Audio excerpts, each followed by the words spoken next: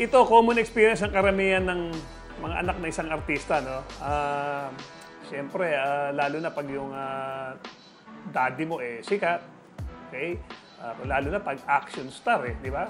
Akala nila lahat kayo action star. Kumbaga, so pagdating sa eskwela, binubuli ka, boy. Sutukan nga tayo, mga ganun-ganun. Dahil tatay mo, magaling na artista. Nakakaranas ka ba ng pambubuli nung sa school noon? Hindi nga parang naging advantage sa akin, Coach Jerry, kasi sabi, pag nakita ko, kasi yung tatay, pag sinabi ko George Regan, idol ko yun. George Regan. So, hindi ko alam na gano'n ka-sikat yung daddy ko kasi bata pa ako. So, parang sabi ko, wow. Sabi ko, gano'n ko pala kakilala yung daddy ko noon. So, advantage naging sa akin, oo. Hindi ako nabubuli na parang medyo sila sa akin.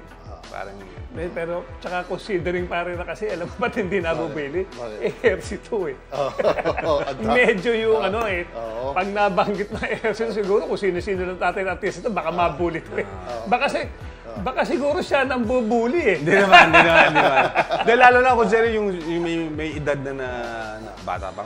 Pag sinabi kong anak ko ako ni George, talagang tama.